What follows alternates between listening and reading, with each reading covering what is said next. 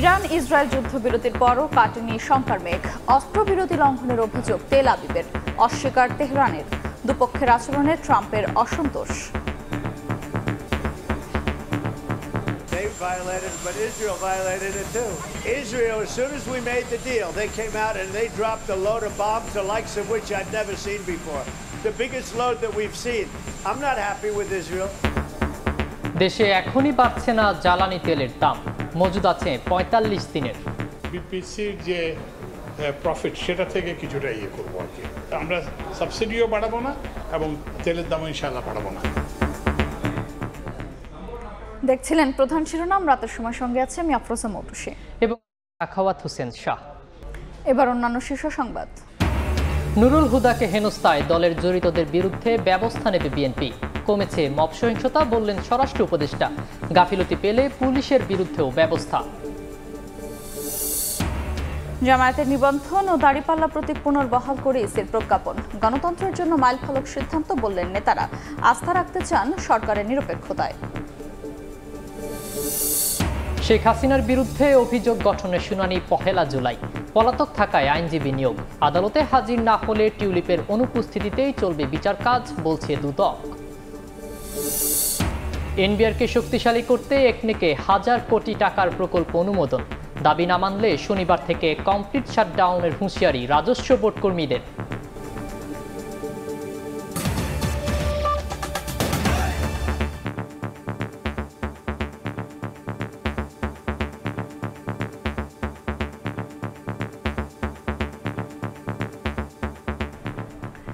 টানা ১২ দিন হামলা পাল্টা হামলার পর ইরান ও ইসরায়েলের মধ্যে যুদ্ধবিরতি কার্যকর হয়েছে। দুপক্ষেই তা মেনে চলার আহ্বান জানিয়েছে যুক্তরাষ্ট্র। এদিকে তেহরানের বিরুদ্ধে যুদ্ধবিরতি লঙ্ঘনের অভিযোগ তুলেছে তেল আবিব, যদিও তা অস্বীকার করেছে পেজেশকিয়ান প্রশাসন। এই অবস্থায় দুই দেশের আচরণে অসন্তোষ জানিয়ে ট্রাম্প ইসরায়েলকে বোমা বর্ষণ না করতে সতর্ক করেছেন। মঙ্গলবার ভোরে দফায় দফায় ইসরায়েলে ক্ষেপণাস্ত্র হামলা চালায় ইরান। ইসরায়েলি গণমাধ্যমের দাবি, দক্ষিণাঞ্চলীয় শহর বেরশেভায় কয়েকটি আবাসিক ভবন ক্ষতিগ্রস্ত হয়। নারী ও শিশুসহ হতাহত হন কয়েকজন। যদিও ইরানের বিপ্লবী গার্ড বাহিনীর দাবি, সামরিক স্থাপনা লক্ষ্য করেই ছোড়া হয় ক্ষেপণাস্ত্র। পাল্টা তেহরানের সামরিক ও পরমাণু স্থাপনা লক্ষ্য করে বিমান হামলা চালানোর দাবি করে ইসরায়েলি বাহিনী। এই ঘটনায় ইরানের পরমাণু বিজ্ঞানী সহ বেশ কয়েকজন নিহত হয়েছেন বলে জানা গেছে। যদিও বেশিরভাগ হামলা প্রতিহতের কথা জানায় আইআরজিসি। পাল্টাপাল্টি হামলার পরই যুদ্ধবিরতিতে রাজি হয় দেশ দুটি। ইরানের রাষ্ট্রীয় টেলিভিশনে এক বিবৃতিতে নিশ্চিত করা হয়, অল্প সময় পরই বিবৃতি দেয় ইসরায়েল সরকার। এতে বলা হয়, মার্কিন প্রেসিডেন্ট ডোনাল্ড ট্রাম্পের যুদ্ধবিরতি প্রস্তাবে রাজি হয়েছে দেশটি, তবে লঙ্ঘন হলে কঠোর জবাবের হুঁশিয়ারি দেওয়া হয়েছে। কিন্তু ইরান ও ইসরায়েলের মধ্যে যুদ্ধবিরতি হলেও কাটেনি শঙ্কার মেঘ। দুই দেশই যুদ্ধবিরতি লঙ্ঘন করেছে বলে জানান মার্কিন প্রেসিডেন্ট ডোনাল্ড ট্রাম্প। ইসরায়েল ও ইরান দুই দেশের ওপরই অসন্তোষ প্রকাশ করেন তিনি। এমনকি ইসরায়েলকে বোমাবর্ষণ না করতে সতর্ক করেন তিনি। ইরানের বিষয়ে বলেন, তারা আর কোনোদিন পরমাণু অস্ত্র তৈরি করতে পারবে না।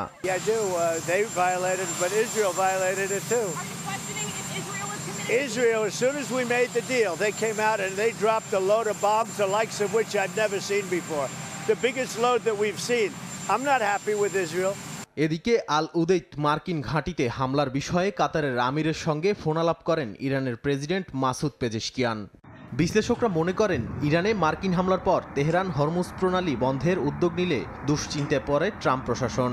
যার প্রমাণ মেলে কাতারে মার্কিন বিমান ঘাঁটিতে ইরানের ক্ষেপণাস্ত্র হামলার পর যুক্তরাষ্ট্রের প্রেসিডেন্টের নমনীয় সুরে। পাল্টা হামলার হুমকি দেওয়ার পরিবর্তে হামলার আগে আগাম সতর্কবার্তা দেয়ায় তেহরানকে ধন্যবাদ জানান তিনি। এর পরপরই ইরান ইসরায়েল যুদ্ধবিরতিতে রাজি হওয়ার বিষয়ে সামাজিক মাধ্যম ট্রুথ সোশ্যালে এক পোস্ট করেন ডোনাল্ড ট্রাম্প। দুই দেশকেই যুদ্ধবিরতি মেনে চলতে বলেন তিনি।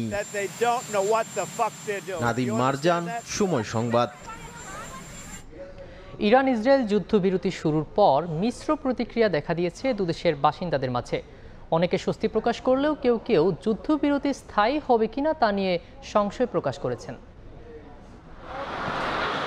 স্থানীয় সময় মঙ্গলবার এক ভিন্ন রকম নীরবতা নিয়ে ঘুম ভাঙে তেহরানের নাগরিকদের। ভোরের আলো ফোটার আগেই শেষ হয় ইসরায়েলের বিমান হামলা। তার আগে রাত জুড়ে বিস্ফোরণে কাঁপে ইরানের আকাশ। ইরান ইসরায়েল যুদ্ধবিরতি শুরুর পর থমথমে অবস্থা বিরাজ করছে তেহরানে। এই যুদ্ধবিরতি আরো আগেই হওয়া উচিত ছিল, কারণ সাধারণ মানুষকে মূল্য দিতে হচ্ছে, হোক সেটা আমাদের মানুষ কিংবা তাদের। দুই পক্ষই এর খেসারত দিচ্ছে, তাই আগে ভাগেই এটা হলে ভালো হতো। জেরুজালেমে যুদ্ধবিরতির খবরে কিছুটা আশার আলো দেখছেন স্থানীয়রা। যুদ্ধবিরতি যেন দীর্ঘস্থায়ী হয় সেই প্রত্যাশা বাসিন্দাদের। আমার সন্তান ও তাদের ভবিষ্যৎ প্রজন্মের নিরাপত্তার জন্য যুদ্ধবিরতি যেন স্থায়ী হয়। তেল আবিবের বাসিন্দাদের মাঝেও ফিরেছে স্বস্তি। এই যুদ্ধবিরতি ইরান, ইসরায়েল ও মধ্যপ্রাচ্যের জন্য নতুন শুরু বলে আশা ব্যক্ত করেন তারা। আমাদের প্রত্যাশা এই যুদ্ধবিরতি ইরান, ইসরায়েল মধ্যপ্রাচ্যকে একত্রিত করবে। তবে ইরান বা ইসরায়েল আদৌ এই যুদ্ধবিরতি মানবে কিনা তা নিয়ে সন্দিহান তেল আবিবের অনেক বাসিন্দা। আমাদের অনেক ক্ষয়ক্ষতি হয়েছে, যা কষ্টকর। কিভাবে বিশ্বাস করব তাদের জানি না। আমি শান্তি চাই, কিন্তু জানি না কি হবে। এদিকে যুদ্ধবিরতির পর ইসরায়েল ছাড়তে শুরু করেছেন কানাডা, অস্ট্রেলিয়ার নাগরিকরা। রাইসা জান্নাত, সময় সংবাদ। টানা 12 দিনের পাল্টাপাল্টি হামলায় ব্যাপক ক্ষয়ক্ষতি হয়েছে ইরান, ইসরায়েল দুই দেশেরই। গণমাধ্যমগুলোতে উঠে এসেছে তেহরান, তেল আবিবের ক্ষয়ক্ষতির চিত্র। ইরানে 9 শতাধিক প্রাণহানি হয়েছে। গুরুত্বপূর্ণ পরমাণু স্থাপনা সহ ধ্বংস হয়েছে বহু অবকাঠামো। অন্যদিকে ইসরায়েলের জ্বালানি স্থাপনা, আইডিএফ ও মোসাদের সদর দফতরে হামলা চালায় ইরান। ক্ষয়ক্ষতির এ দৃশ্য ইসরায়েলের। গেল 12 দিনের সংঘাতে ব্যাপক ক্ষতি হয়েছে দেশটির। একই অবস্থা ইরানেরও। দুই দেশেই প্রাণহানির পাশাপাশি বহু স্থাপনা বিধ্বস্ত হয়েছে। গণমাধ্যমের তথ্য অনুযায়ী ইরানে ইসরায়েলের হামলায় 900-র বেশি মানুষের প্রাণহানি হয়েছে। মারা গেছেন 12 জনের বেশি আইআরজিসির শীর্ষ কমান্ডার সহ কয়েকজন পরমাণু বিজ্ঞানীও। ইসরায়েলের হামলায় ইরানের ভূগর্ভস্থ অস্ত্র গুদাম ও জ্বালানি স্থাপনায় ব্যাপক ক্ষতি হয়। লাগাতার হামলায় তেহরানের গুরুত্বপূর্ণ প্রশাসনিক ভবনও ক্ষতিগ্রস্ত হয়েছে। গেল শনিবার ইরানের 3টি বড় পরমাণু স্থাপনা নাতানজ, ইস্পাহান ও ফোর্দোয় অপারেশন মিডনাইট হ্যামার নামে হামলা চালায় যুক্তরাষ্ট্র। এতে ফোর্দোতে বিদ্যুৎ বিভ্রাটের কারণে প্রায় 15,000 সেন্ট্রিফিউজ যন্ত্র আংশিক বা পুরোপুরি বিকল হয়ে যাওয়ার আশঙ্কার কথা জানায় আন্তর্জাতিক পরমাণু সংস্থা। মঙ্গলবার আবারও গিলান প্রদেশে হামলা চালায় নেতানিয়াহু বাহিনী। ক্ষতিগ্রস্ত হয়েছে অনেক আবাসিক ভবন। ইরানের হামলায় ইসরায়েলেও ব্যাপক ক্ষয়ক্ষতি হয়েছে। তেল আবিব, জেরুজালেম, হাইফা বন্দর সহ বিভিন্ন গুরুত্বপূর্ণ অবকাঠামো লক্ষ্য করে শত শত ক্ষেপণাস্ত্র ও ড্রোন ছড়ে তেহরান। ক্ষতিগ্রস্ত হয় ইসরায়েলের সবচেয়ে বড় তেল শোধনাগার ও শীর্ষ গবেষণা কেন্দ্র। আইডিএফ ও মোসাদের সদর দফতরেও হামলা চালায় তেহরান। সামরিক ও বেসামরিক স্থাপনায় হামলার ফলে গুরুত্বপূর্ণ অবকাঠামো ধ্বংস হয় তেল আবিবের। ইসরায়েলের বেন গুরিয়ন বিমানবন্দরেও হামলা চালায় আইআরজিসি। মঙ্গলবার যুদ্ধবিরতির আগে ইসরায়েলের উত্তরাঞ্চলে হামলা করে ইরান। এতে বেশ কয়েকজন হতাহতের পাশাপাশি অবকাঠামোগত ব্যাপক ক্ষয়ক্ষতি হয়। ভবনে আটকা পড়েছেন অনেক ইসরায়েলি। আন্তর্জাতিক গণমাধ্যম বলছে ইরানের ধারাবাহিক ক্ষেপণাস্ত্র হামলায় ইসরায়েলের 9,000-এর বেশি মানুষ গৃহহীন হয়েছেন। ক্ষতিগ্রস্ত হয়েছে 200-র বেশি আবাসিক ভবন ও 2,000-এর বেশি অ্যাপার্টমেন্ট। এদিকে বিশ্লেষকদের হিসাব বলছে গত 13 জুন শুরু হওয়া এই যুদ্ধে ইসরায়েলের দৈনিক ব্যয় হয়েছে প্রায় $20 কোটি। আয়রন ডোম ইন্টারসেপ্টর, ড্রোন প্রতিরোধ, বিমান হামলা ও ক্ষয়ক্ষতি পুনর্গঠনে প্রতিদিন শত শত মিলিয়ন ডলার খরচ হয়েছে তেল আবিবের। রাইসা জান্নাত, সময় সংবাদ। দেশে আপাতত বাড়ছে না জ্বালানি তেলের দাম। বিকেলে বিদ্যুৎ ভবনে সাংবাদিকদের প্রশ্নের জবাবে জ্বালানি উপদেষ্টা জানান 45 দিনের জ্বালানি তেল মজুদের পাশাপাশি ক্রয়াদেশ আছে আরও 6 মাসের। এছাড়া মালয়েশিয়া, সিঙ্গাপুর সহ বিকল্প উৎস থেকে এলএনজি যোগানের আশ্বাসও দিয়েছে সরবরাহকারীরা। ইরান ইসরায়েল যুদ্ধবিরতি আপাতত স্বস্তি ফেরালেও গত কয়েকদিনের সংঘাত, উত্তেজনা, অস্থিরতা বাড়ায় জ্বালানির বৈশ্বিক বাজারে, যার প্রভাবে এলএনজি আর জ্বালানি তেলের দাম ও আমদানি নিয়ে বাংলাদেশেও দেখা দেয় নানা শঙ্কা। মঙ্গলবার বিদ্যুৎ ভবনে এক চুক্তিসই অনুষ্ঠান শেষে বিষয়টি নিয়ে সাংবাদিকদের মুখোমুখি হন জ্বালানি উপদেষ্টা। জানান আপাতত দেশে বাড়ছে না জ্বালানি তেলের দাম। 45 দিনের মজুদ থাকার পাশাপাশি ক্রয়াদেশ আছে আরও 6 মাসের। নিশ্চয়তা আছে চাহিদা মাফিক এলএনজি সরবরাহেরও। বিপিসির যে প্রফিট সেটা থেকে কিছুটা করবো আর কি, যদি হয়। কিন্তু আমরা সাবসিডিও বাড়াবো না এবং তেলের দামও ইনশাআল্লাহ বাড়াবো না আপাতত। এবং আমাদের সাপ্লায়াররা বলছে যে আমরা উইল অনার আওয়ার কন্ট্রাক্ট, আমরা যেখান থেকে পারি সেখান থেকে আমরা সাপ্লাই দেবো। লাফার্জ হোলসিম বাংলাদেশ ও জালালাবাদ গ্যাসের মধ্যে গ্যাস বিক্রয় চুক্তি সই অনুষ্ঠানে উপস্থিত ছিলেন ঢাকায় নিযুক্ত সুইজারল্যান্ড, স্পেন ও ইউরোপীয় ইউনিয়নের রাষ্ট্রদূত। অনুষ্ঠানে নবায়নযোগ্য জ্বালানি খাতে অর্থায়ন সহ বিভিন্ন ক্ষেত্রে বাংলাদেশে বিনিয়োগের আগ্রহের কথা জানান তারা। The European Union, working with our member states, put on the table an amount of 1.3 billion euros of funding to help Bangladesh roll out its increased ambition when it comes to renewables. And we are fully committed to enlarge our economic presence in Bangladesh. In this context, we also applaud Bangladesh's ongoing efforts to attract FDI.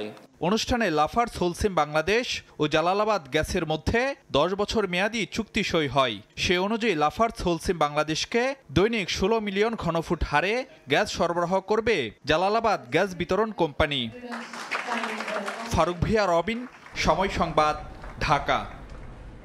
অন্য প্রসঙ্গ, সাবেক প্রধান নির্বাচন commissioner KM Nurul হুদাকে লাঞ্ছিত করার ঘটনায় জড়িত কেউই ছাড় পাবে না বলে জানিয়েছেন স্বরাষ্ট্র উপদেষ্টা জাহাঙ্গীর আলম চৌধুরী। তবে আগের চেয়ে মব সহিংসতা কমেছে বলেও দাবি করেন তিনি। এদিকে কোনো ধরনের মব জাস্টিসকে প্রশ্রয় দেওয়া হবে না বলে জানিয়েছেন ডিএমপি কমিশনার শেখ মোহাম্মদ সাজ্জাদ আলী। কোনো পুলিশ সদস্যের গাফিলতি পেলে ব্যবস্থা নেওয়ার হুঁশিয়ারি দেন তিনি। সাবেক প্রধান নির্বাচন কমিশনার KM নুরুল হুদাকে গলায় জুতার মালা পরিয়ে লাঞ্ছিত করার ঘটনায় ফের আলোচনায় আসে মব ভায়োলেন্স।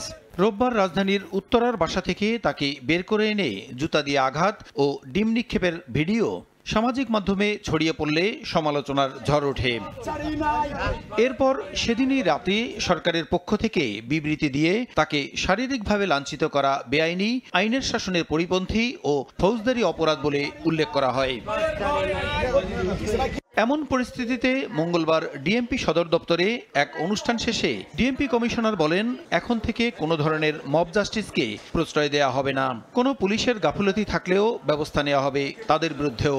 মব জাস্টিস, আমরা মব জাস্টিস অ্যালাউ করতেছি না। কেউ যেন কোনো অপরাধীকে ধরার জন্য না যায়। আপনারা আমাদেরকে খবর দেন, আমরা যাব, আমরা ধরব, আমরা তাদের বিরুদ্ধে আইনগত ব্যবস্থা নেবেন। এদিকে সচিবালয়ে আইন শৃঙ্খলা সংক্রান্ত উপদেষ্টা পরিষদ কমিটির বৈঠক শেষে সাংবাদিকদের প্রশ্নের জবাবে স্বরাষ্ট্র উপদেষ্টা সাবেক সিএসির উপর হামলার ঘটনায় দুঃখ প্রকাশ করে বলেন, জড়িতরা কেউ রেহাই পাবে না। আগের চেয়ে মব সহিংসতা কমে এসেছে বলেও দাবি করেন তিনি। এই ঘটনাটা কোন অবস্থায় কিন্তু মেনে নেওয়া যায় না। আর এই ঘটনা যারা ঘটিয়েছে তাদের কিন্তু একজনের, আপনারা জানেন, অলরেডি আমরা আইনের আওতায় নিয়ে এসেছি এবং অন্যান্য যদি কেউ এটার সাথে জড়িত থাকে, আমরা অন্যান্য আরও তো অনেক জড়িত আছে, ফুটেজ দিয়ে আমরা সবারই আইনের আওতায় নিয়ে আসবো। আগামী জাতীয় নির্বাচন সামনে রেখে দেশের আইন শৃঙ্খলা পরিস্থিতি নিয়ন্ত্রণে সরকার তৎপর জানিয়ে উপদেষ্টা বলেন, পরিস্থিতি স্বাভাবিক রাখার বিষয়ে আইন শৃঙ্খলা বাহিনীর প্রধানরা নিশ্চিত করেছেন। নির্বাচন কমিশনের চাহিদা অনুসারে সব ধরনের সহযোগিতা করা হবে বলেও জানান তিনি। নির্বাচনের ব্যাপারে আলোচনা হয়েছে আইন শৃঙ্খলা পরিস্থিতিটা যেন ভালো থাকে। সব বাহিনী প্রধানরা একটা এনশিওর করছে যে ওই সময় পরিস্থিতি ভালো থাকবে। নির্বাচনে আইন শৃঙ্খলা পরিস্থিতি ভালো থাকাটা শুধু আইন শৃঙ্খলা বাহিনীর উপরে নির্ভর করে না, যারা পার্টিসিপেট করে তাদের উপরেও কিন্তু নির্ভর করে।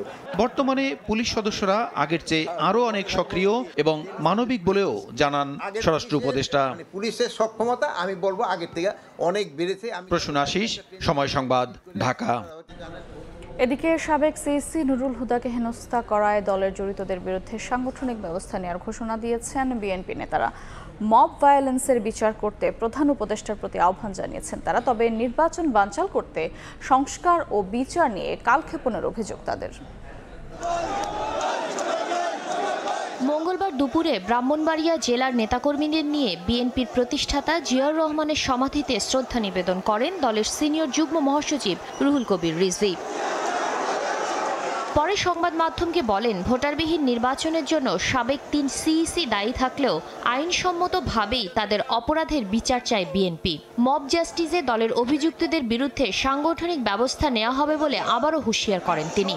আদালতের প্রাঙ্গণে কাউকে ডিম ছুঁড়ে মারা হবে, কাউকে জুতা নিক্ষেপ করা হবে এবং বাড়িতে লোকজন গিয়ে তাকে টেনে হিচড়ে বের করবে, এইটা বিএনপি কখনোই পছন্দ করে না, যারাই এই কাজ করেছে তাদের অবশ্যই এই সরকারকে খুঁজে বের করে তাদের দৃষ্টান্তমূলক বিচার করতে হবে। পাশাপাশি যারা গণতন্ত্র ধ্বংস করেছে, যারা নির্বাচন ধ্বংস করেছে, যারা দিনের ভোট রাত্রে করেছে, যারা ডামি নির্বাচন করেছে, এর জন্য দায়ী এই 3 নির্বাচন কমিশন, তাদের আইনসঙ্গতভাবে বিচার।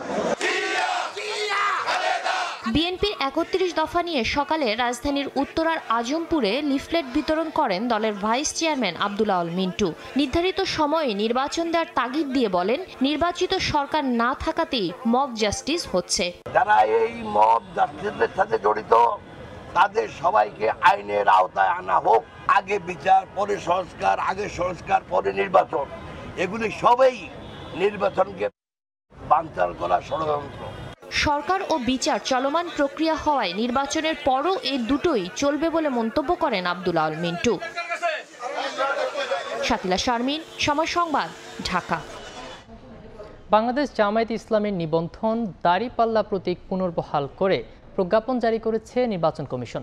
এটিকে গণতন্ত্রের জন্য মাইলফলক সিদ্ধান্ত বলে মন্তব্য করেছেন দলটির নেতারা। একই সঙ্গে অন্তর্বর্তী সরকারের নিরপেক্ষতার প্রতি জামায়াতের আস্থা রয়েছে বলেও জানান তারা।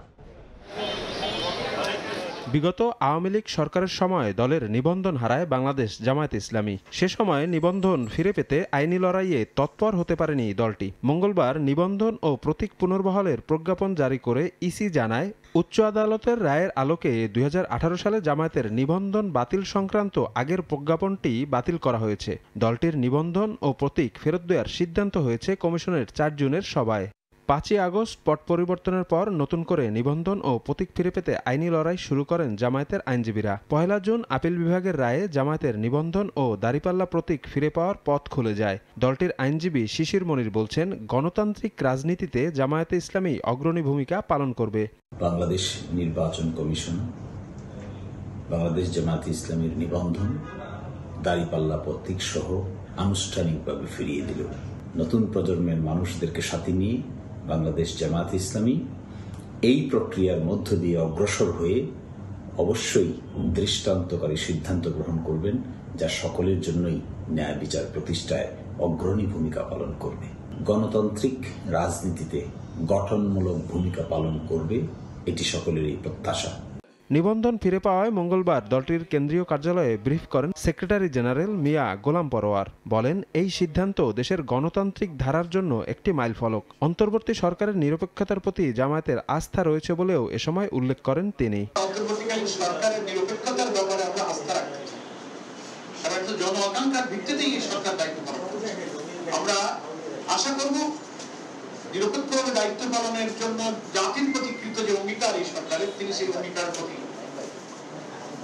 কমিটেড, প্রতিশ্রুতিবদ্ধ এবং শক্ত থাকবেন, সোজা থাকবেন, নিরপেক্ষতা সব দিক থেকে আমরা সরকারকে সহযোগিতা করব। 2013 সালে হাইকোর্টের রায়ে জামায়াতের নিবন্ধন বাতিল হয়। এরপর দাঁড়িপাল্লাকে বিচার বিভাগের ন্যায়ের প্রতীক হিসেবে সংরক্ষণের সিদ্ধান্ত নেয় সুপ্রিম কোর্ট। কিন্তু জামায়াতের আইনি লড়াইয়ের ধারাবাহিকতায় 2024 সালের 1 জুন হাইকোর্টের রায় বাতিল করে ইসিকে চূড়ান্ত সিদ্ধান্তের এখতিয়ার দেন আপিল বিভাগ। এ নিয়ে দেশে নিবন্ধিত রাজনৈতিক দলের সংখ্যা দাঁড়ালো 50। তবে প্রতীক তালিকায় দাঁড়িপাল্লা এখনও না থাকায় ইসি জানিয়েছে, বিধিমালা সংশোধনের মাধ্যমে নতুন করে প্রতীক যুক্ত করে শিগগিরই গেজেট প্রকাশ করা হবে। শফিক মুন্সি, সময় সংবাদ, ঢাকা। জুলাই আগস্টের হত্যাযজ্ঞের মামলায় শেখ হাসিনা ও আসাদুজ্জামান খান কামালের পক্ষে সরকারি খরচে আইনজীবী নিয়োগ দিয়েছেন আন্তর্জাতিক অপরাধ ট্রাইব্যুনাল। আগামী মঙ্গলবার শুরু হবে অভিযোগ গঠনের শুনানি। এদিন প্রসিকিউশন ট্রাইব্যুনালকে জানায়, আশুলিয়ায় 6 লাশ পোড়ানোর মামলায় 16 জনের সম্পৃক্ততার প্রমাণ মিলেছে। মঙ্গলবার প্রসিকিউশন ট্রাইব্যুনালকে জানান, চাঞ্চল্যকর এই হত্যা এবং লাশ পোড়ানোর ঘটনায় 16 জনের সম্পৃক্ততা মিলেছে। তদন্ত রিপোর্টও হাতে পেয়েছেন তারা। পরে আনুষ্ঠানিক অভিযোগ দাখিলের জন্য 2 জুলাই দিন ধার্য করা হয়। আমরা 1 সপ্তাহ সময় চেয়েছি ফরমাল চার্জ দাখিলের জন্য। এখানে 16 জনকে অ্যাকিউজ করা হয়েছে। আমরা স্ক্রুটিনি করে দেখছি, আশা করছি 2 জুলাই এটা দিন ধার্য হয়েছে, এর মধ্যেই ফরমাল চার্জ দাখিল করতে পারবো। এদিন জুলাই আগস্টের হত্যাযজ্ঞের মামলায় শেখ হাসিনার বিচার শুরুর আগে তার পক্ষে আইনজীবী নিয়োগ দিয়েছেন বিশেষ ট্রাইব্যুনাল। আইনজীবী দেওয়া হয়েছে সাবেক স্বরাষ্ট্রমন্ত্রী আসাদুজ্জামান খান কামালের পক্ষেও। 1 জুলাই এ মামলার অভিযোগ গঠনের শুনানির দিন ধার্য করা হয়েছে। তাদেরকে হাজির হওয়ার জন্য বিজ্ঞপ্তি দেওয়া হয়েছিল তারা হাজির হন নাই, এবং যেহেতু হাজির হন নাই, পলাতক আসামিদের বিষয়ে যে বিধান ইন্টারন্যাশনাল ক্রাইমস ট্রাইব্যুনাল অ্যাক্ট 1973 যে স্টেট ডিফেন্স নিয়োগ করা হয়, সেই স্টেট ডিফেন্স নিয়োগ ট্রাইব্যুনাল করবেন। চিফ প্রসিকিউটরের বিশেষ পরামর্শক টবি ক্যাডম্যান বলছেন, পলাতক আসামিদের পক্ষে কাকে আইনজীবী নিয়োগ দেওয়া হবে তার সম্পূর্ণ এখতিয়ার আদালতের।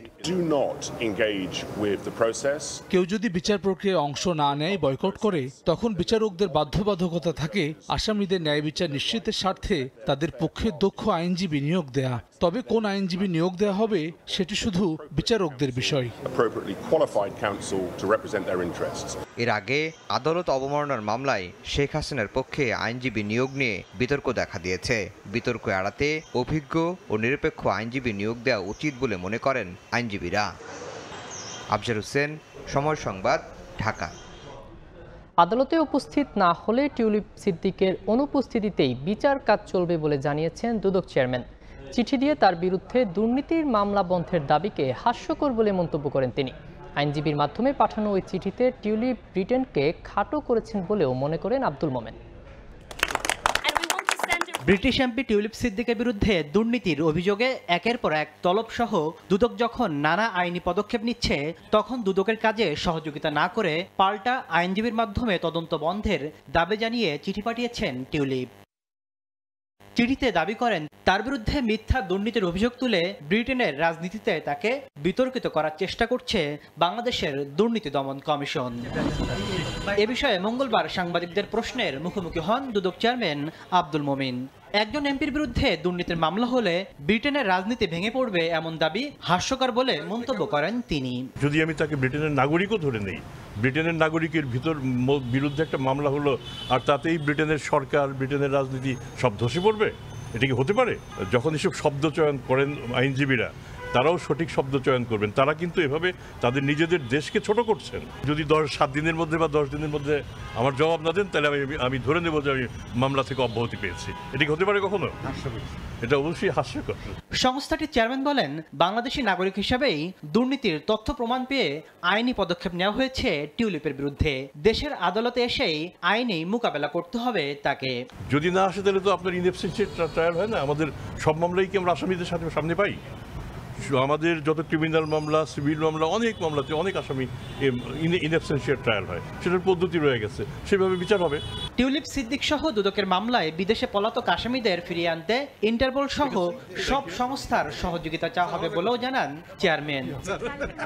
তাসলিম তৌহিদ, সময় সংবাদ, ঢাকা। গুমের পর শুধু ক্রসফায়ার নয়, গুলি করে নদীতেও ফেলা হয়েছে মরদেহ। হত্যা করা হয়েছে ইনজেকশন পুশ করে। ইটের ভাটা, ট্রেন বা যানবাহনের নিচে ফেলেও হত্যা করা হয়েছে। গুম কমিশনের দ্বিতীয় প্রতিবেদনে উঠে এসেছে এমন তথ্য। কমিশন বলছে 3 স্তরে বাস্তবায়ন করা হয়েছে গুম। শীর্ষ স্তরে সাবেক প্রধানমন্ত্রী, তার প্রতিরক্ষা উপদেষ্টা ও স্বরাষ্ট্রমন্ত্রী সরাসরি গুমের নির্দেশ দিয়েছেন।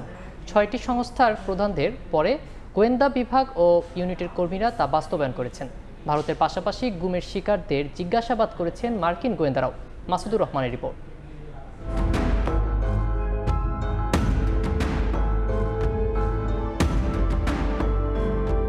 আওয়ামী লীগ শাসনের 15 বছরে দেশে সংগঠিত গুম নিয়ে দ্বিতীয় অন্তর্বর্তী প্রতিবেদনের চ্যাপ্টার 6-এ নিরাপত্তা বাহিনীর ভেতরে যন্ত্রণা, দ্বন্দ্ব, মতবিরোধকে তুলে ধরেছে কমিশন।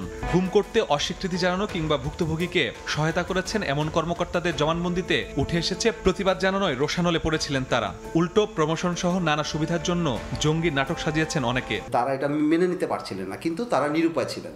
তাদেরকে বাধ্য করা হতো এবং বাধ্য হয়েছেন কারণ হচ্ছে তাদের চাকরির ব্যাপার আছে, তাদের জীবনের নিরাপত্তা আছে, পারিবারিক নিরাপত্তার বিষয়গুলো ছিল, সবই জড়িত। সাকসেসফুল অপারেশন তাদের ভাষায় মেরে ফেলেছে এবং সাকসেসফুলি এটা অপারেশনটা কন্ডাক্ট করতে পেরেছে। তখন ওই টিমের মধ্যে টাকাটা বন্টন হতো। অজ্ঞান করে মেরে ফেলা, তারপরে নদীতে ফেলে দেওয়া, পেট কেটে সিমেন্টের বস্তা ঢুকিয়ে তারপরে যেটা লাশ ভেসে না ওঠে, ইটের ভাটায় ফেলে দেওয়া, ওটা কোনো ট্রেস যাতে না পাওয়া যায়, আগেই মেরে ফেলতো, চিহ্নিত না করতে পারে, সেই জন্য তারা ট্রেন লাইনে রাখতো।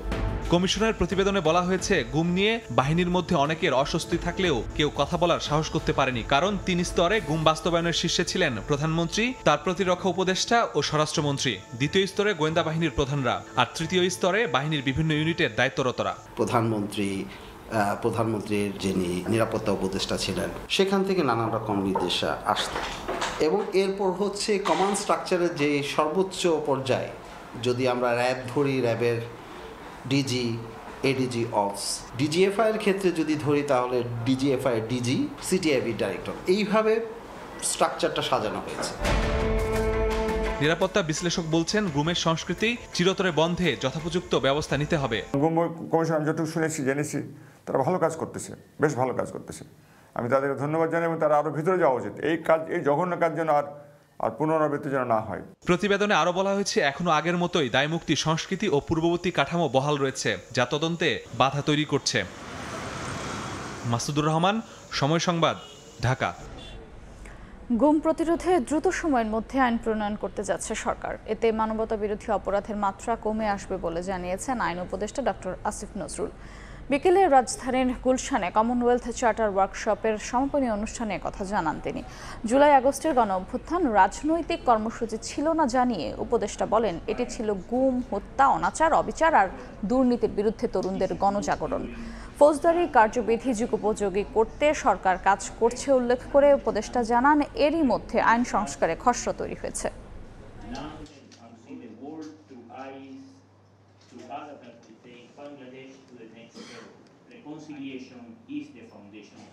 The July-August uprising, not merely a political event, but a moral awakening. We advance full digitalization of the judiciary to ensure transparency and efficiency. We amended laws on gender-based violence for time-bound justice. We reformed judicial appointments in the higher judiciary, enshrining transparency and merit-based appointment through the Supreme Judicial Council. We have amended the Code of Civil Procedure to make justice faster. Kosovo প্রজাতন্ত্রকে স্বাধীন রাষ্ট্র হিসেবে স্বীকৃতি দেয় বাংলাদেশের প্রতি কৃতজ্ঞতা প্রকাশ করেছেন ঢাকায় নিযুক্ত দেশটির রাষ্ট্রদূত লুলজিম প্লানা। বিকেলে রাষ্ট্রীয় অতিথি ভবন যমুনায় প্রধান উপদেষ্টা অধ্যাপক ইউনুসের সঙ্গে সাক্ষাৎ করেন কসোভোর রাষ্ট্রদূত। এ সময় বাংলাদেশ থেকে আরও বেশি কর্মী নিতে কসোভো সরকারের প্রতি আহ্বান জানান প্রধান উপদেষ্টা। কসোভোর ব্যবসায়ীদের বাংলাদেশে বিনিয়োগেরও আহ্বান জানান তিনি। এ সময় উভয় দেশের ব্যবসায়ীদের সম্পর্ক বৃদ্ধির প্রতি জোর দেন রাষ্ট্রদূত লুলজিম প্লানা।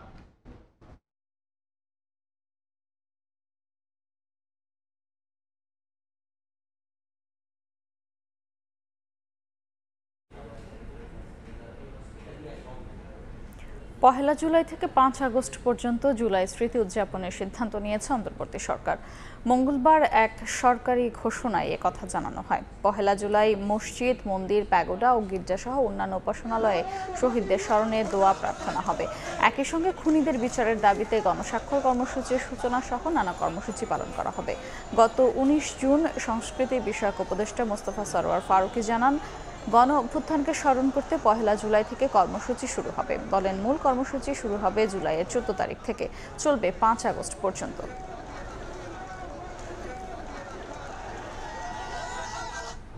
আগামী 27 জুনের মধ্যে এনবিআর চেয়ারম্যানকে অপসারণের দাবি জানিয়েছেন রাজস্ব বোর্ডের কর্মকর্তা কর্মচারীরা। দাবি আদায় না হলে 28 জুন থেকে কমপ্লিট শাটডাউনের হুমকি দেওয়া হয়েছে।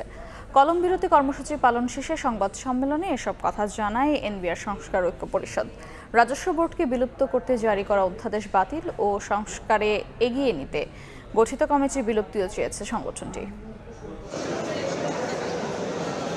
জাতীয় রাজস্ব বোর্ড এনবিআরকে বিলুপ্ত করে নীতি ও ব্যবস্থাপনা বিভাগ আলাদা করে অধ্যাদেশ জারির পর থেকেই এনবিআর সংস্কার ঐক্য পরিষদের ব্যানারে নানা কর্মসূচি পালন করে আসছেন রাজস্ব বোর্ডের কর্মকর্তা কর্মচারীরা। এবার রাজস্ব বোর্ড সংস্কারে গঠন করা কমিটির গ্রহণযোগ্যতা নিয়ে নতুন করে প্রশ্ন তুলেছেন তারা। প্রতিবাদে আবারও কলম বিরতি।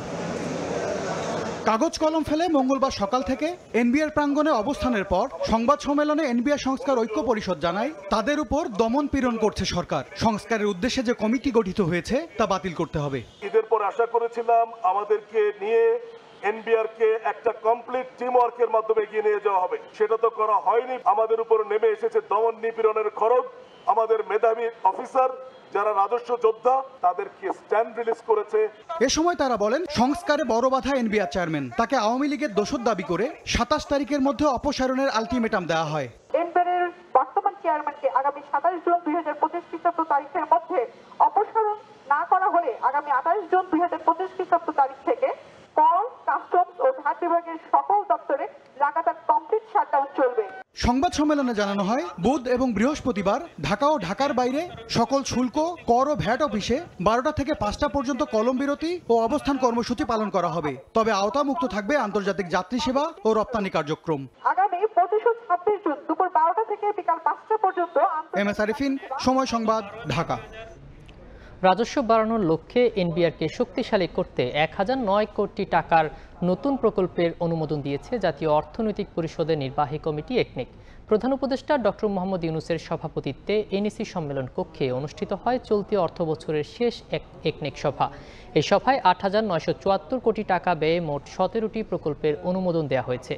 এর মধ্যে সরকারি অর্থায়ন 3,180 কোটি টাকা, প্রকল্প ঋণ 5,563 কোটি টাকা এবং সংস্থার নিজস্ব অর্থায়ন 230 কোটি টাকা। উল্লেখযোগ্য প্রকল্পের মধ্যে রয়েছে সার সংরক্ষণ ও বিতরণ সুবিধার জন্য 13টি জেলায় গুদাম নির্মাণের তৃতীয় সংশোধনী প্রকল্প।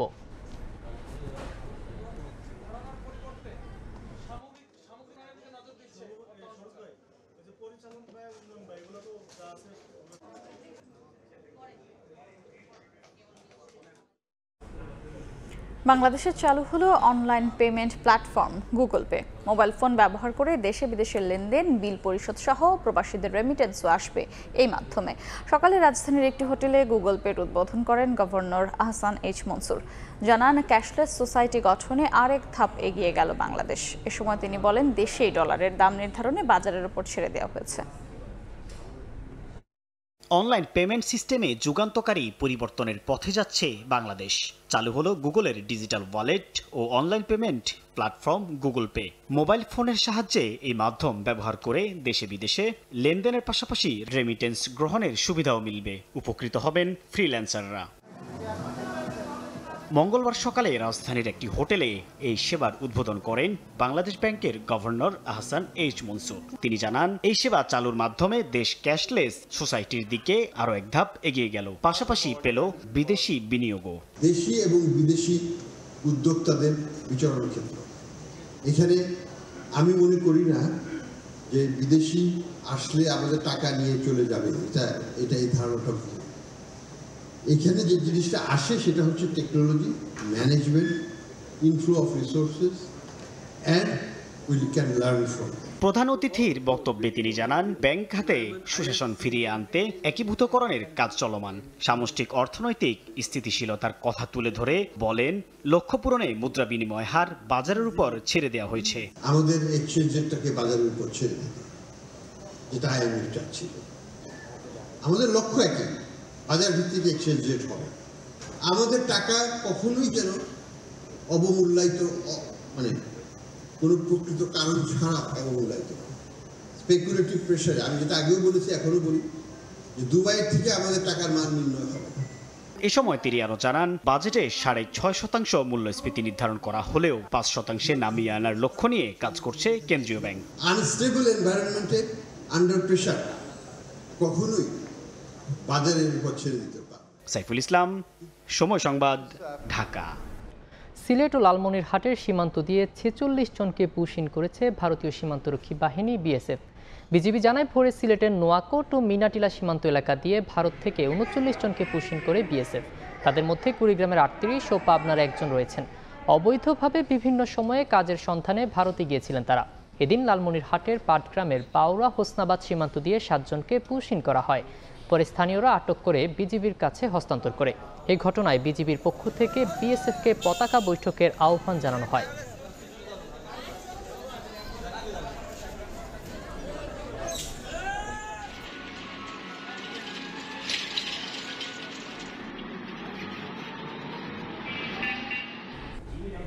পরীক্ষার আগে এইচএসসির প্রশ্ন সামাজিক যোগাযোগ মাধ্যমে ছড়িয়ে পড়ায় বিকল্প সেটে পরীক্ষা নেওয়ার সিদ্ধান্ত নিয়েছে বোর্ড। তবে এই ধরনের ঘটনা বারবার ঘটার পেছনে প্রশ্ন সংরক্ষণে উদাসীনতা ও অপরাধীদের শাস্তি না হওয়াকেই দায়ী করছেন শিক্ষাবিদরা। আর ঝুঁকি এড়াতে প্রশ্ন সংরক্ষণ ও পরীক্ষা ব্যবস্থাপনায় সেনাবাহিনীর সহায়তা নেওয়ার পরামর্শ বিশ্লেষকদের। শাকির আহমেদের রিপোর্ট। সম্প্রতি নওগাঁয় থানা হেফাজতে থাকা আসন্ন এইচএসসি পরীক্ষার প্রশ্ন সামাজিক যোগাযোগ মাধ্যমে ছড়িয়ে পড়ে। এরপর থেকেই পাবলিক পরীক্ষার প্রশ্ন ও আনুষঙ্গিক সরঞ্জামাদির নিরাপত্তা নিয়ে শুরু হয় আলোচনা সমালোচনা। এর আগেও 2022 সালে কুড়িগ্রামে এসএসসি পরীক্ষা চলাকালে সংশ্লিষ্ট দিনের প্রশ্নের পাশাপাশি পরবর্তী পরীক্ষার প্রশ্নও লকার থেকে বের করার ঘটনা ঘটেছে। বাংলাদেশ আন্তঃশিক্ষা বোর্ড সমন্বয় কমিটি বলছে, নিরাপত্তা সংশ্লিষ্টদের অবহেলায় এই ঘটনা ঘটতে পারে। তবে একটি বিষয়ে প্রশ্নের একাধিক সেট ছাপানো থাকে, তাই কোনো বোর্ডে এ ধরনের সমস্যা হলেও বিকল্প সেট দিয়ে পূর্ব নির্ধারিত তারিখেই সংশ্লিষ্ট পরীক্ষা নেওয়া যাবে বলে জানিয়েছেন কমিটির সভাপতি। এটি কিভাবে হলো, কেন হলো, ওখানে আসলে ডিটেলসটা কি, এটা আমরা তদন্ত রিপোর্ট আসলে জানতে পারবো। আমাদের কাছে একাধিক সেট অলরেডি আছে, আমরা সেখান দিয়ে সেইগুলো দিয়ে আমরা পরীক্ষা চালাতে পারবো। পরীক্ষা চালাতে কোনো জটিলতা সৃষ্টি হবে না। কি কারণে ঘটছে এমন ঘটনা, সে প্রশ্নের উত্তরে শিক্ষা বিশ্লেষকরা বলছেন, লাখ লাখ পরীক্ষার্থীর সঙ্গে সম্পৃক্ত পাবলিক পরীক্ষা নিয়ে উদাসীনতাই এর পেছনে দায়ী। এছাড়া এই সংক্রান্ত অপরাধে জড়িতদের উল্লেখযোগ্য কোনো শাস্তি না হওয়ায় বারবার এসব ঘটনা ঘটছে। মনোযোগের অভাব এবং গুরুত্বহীনতা, শিক্ষাখাতকে অবহেলা, এর ফলে এগুলো হচ্ছে। প্রায়োরিটি না দেওয়া পর্যন্ত, গুরুত্ব না দেওয়া পর্যন্ত এগুলো এমনই থাকবে। আর বর্তমান পরিস্থিতিতে সামনের পরীক্ষাগুলোতেও এমন ঝুঁকি থাকতে পারে। তাই আপৎকালের জন্য প্রশ্নসহ পরীক্ষার সরঞ্জামাদির নিরাপত্তায় সেনাবাহিনীকে সম্পৃক্ত করা যেতে পারে, এমন পরামর্শ দিয়েছেন অপরাধ বিশ্লেষকরা। যেহেতু আমরা একটা আপৎকালীন সময় বলি অথবা নিরাপত্তা সংশ্লিষ্ট বিষয়গুলোতে একটা সংকট আছে, পুলিশ নিজেরাও নিরাপত্তা সংকটের মধ্যে আছে বা ঝুঁকিতে আছে, তো এই সময়টুকুতে আমরা সেনাবাহিনীকে এই পাবলিক পরীক্ষার প্রশ্নপত্র সংরক্ষণ বলি, সেটি বিতরণ বলি, কিংবা এই ব্যবস্থাপনার সাথে সেনাবাহিনীকে আমরা সম্পৃক্ত করতে পারি। আগামী বৃহস্পতিবার থেকে শুরু হচ্ছে চলতি বছরের এইচএসসি ও সমমানের পরীক্ষা। শাকির আহমেদ, সময় সংবাদ, ঢাকা। করোনা ভাইরাসে ধীরে ধীরে বাড়ছে মৃত্যুর সংখ্যা, তবে নতুন ভেরিয়েন্ট ওমিক্রন নিয়ে খুব বেশি আতঙ্কিত হওয়ার কিছু নেই বলছেন চিকিৎসক। সর্বোচ্চ সচেতনতা মেনে চলার পরামর্শ তাদের। বিস্তারিত শাহিন আলমের রিপোর্টে। কোভিডের 4 ডোজ টিকা নিয়েও আক্রান্ত হয়ে হাসপাতালে এসেছেন ষাটোর্ধ্ব আব্দুল হক। তিনি বলেন, টাঙ্গাইল থেকে প্রথমে পায়ের চিকিৎসা করাতে এসেছিলেন, পরে জানতে পারেন তিনি করোনা আক্রান্ত। অপারেশন যেদিন করবে সেদিন হঠাৎ করে আমাকে রিলিজ করে দিল, বললো যে আপনি কোভিড আক্রান্ত। আমি বললাম, কীভাবে কোভিড আক্রান্ত, আমার তো কোনো শ্বাসকষ্ট নেই। ঢাকার ডিএনসিসি ডেডিকেটেড কোভিড হাসপাতালে বর্তমানে করোনা আক্রান্ত হয়ে চিকিৎসাধীন রয়েছেন 14 জন। এছাড়াও গত 24 ঘন্টায় সুস্থ হয়ে বাড়ি ফিরেছেন 3 জন।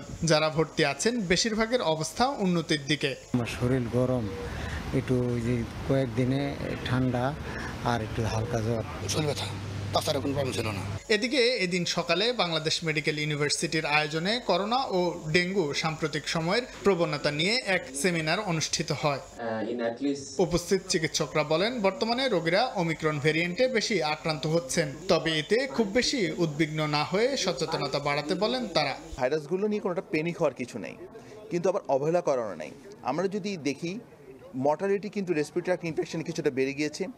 আপনি যদি সারা বিশ্বের দিকে যদি তাকান, এই যে সিজনাল ফ্লুর কারণেও কিন্তু মর্টালিটি কিন্তু অনেক বেশি। সেজন্য আমরা কোভিডকে ভয় পাবো না, বাট কোভিডকে আমরা সতর্ক হব। সেমিনারের অন্য বক্তারা সম্প্রতি সময় বেড়ে যাওয়া ডেঙ্গুর বিষয়ে বলেন, ডেঙ্গু জ্বরে আক্রান্ত হলে আতঙ্কিত না হয়ে যথাযথ নিয়ম মেনে চিকিৎসা নিলে মিলবে মুক্তি বলে মন্তব্য করেন। সেমিনারের অন্য বক্তারা সম্প্রতি সময় বেড়ে যাওয়া ডেঙ্গুর বিষয়ে বলেন, ডেঙ্গু জ্বরে আক্রান্ত হলে আতঙ্কিত না হয়ে যথাযথ নিয়ম মেনে চিকিৎসা নিলে মিলবে মুক্তি। আমরা চিকিৎসকদের সর্বপর্যায়ে ডেঙ্গির গাইডলাইনকে অনুসরণ করতে বলি, তাহলে আমাদের দেশের ডেঙ্গির ম্যানেজমেন্টে রোগীদের খরচ এবং হেলথ সিস্টেমের উপর যে প্রেশার, এটা অনেক কমে আসবে। চলতি বছরে সারা দেশে করোনা আক্রান্ত হয়ে মোট 16 জন মারা গেছেন, আর ডেঙ্গু জ্বরে আক্রান্ত হয়ে মারা গেছেন 32 জন।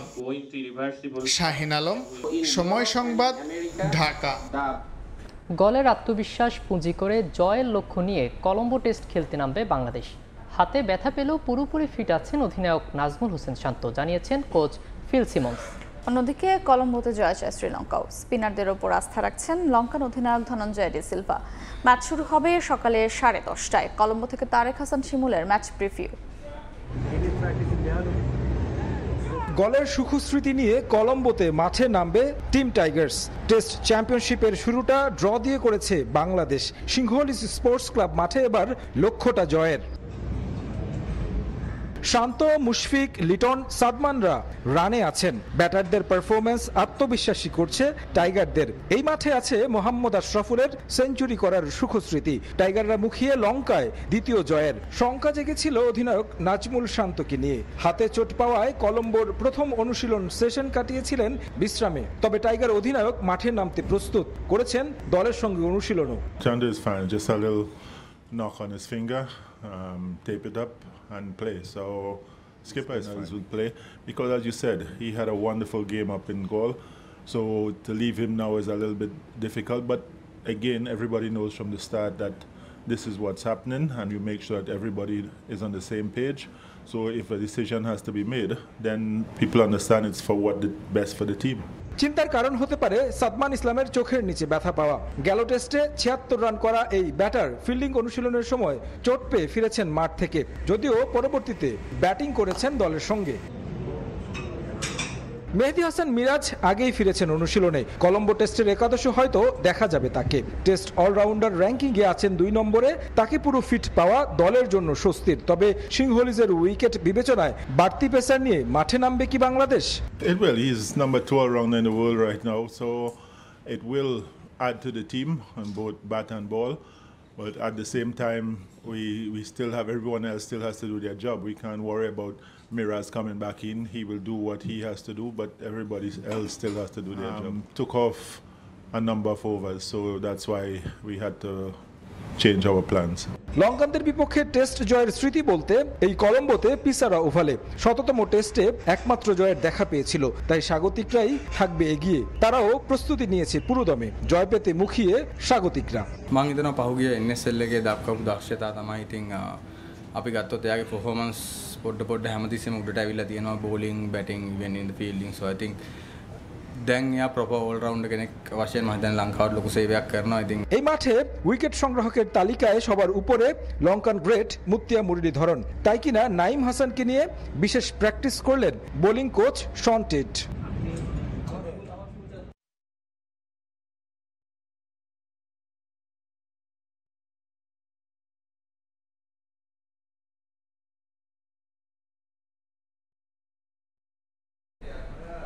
এ পর্যায়ে শীর্ষ সংবাদ জানিয়ে দিচ্ছে আরেকবার। নুরুল হুদাকে হেনস্থায় দলের জড়িতদের বিরুদ্ধে ব্যবস্থা নেবে বিএনপি। কমেছে মব সহিংসতা, বললেন স্বরাষ্ট্র উপদেষ্টা। গাফিলতি পেলে পুলিশের বিরুদ্ধেও ব্যবস্থা। শেখ হাসিনার বিরুদ্ধে অভিযোগ গঠনের শুনানি 1 জুলাই। পলাতক থাকায় আইনজীবী নিয়োগ, আদালতে হাজির না হলে টিউলিপের অনুপস্থিতিতেই চলবে বিচার কাজ, বলছে দুদক।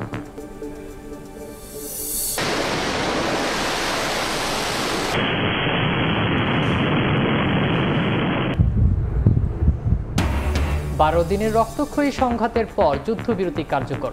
অস্ত্রবিরতি লঙ্ঘনের অভিযোগ ইসরায়েলের, অস্বীকার করেছে ইরান। দুপক্ষের আচরণে বিরক্তি প্রকাশ ট্রাম্পের।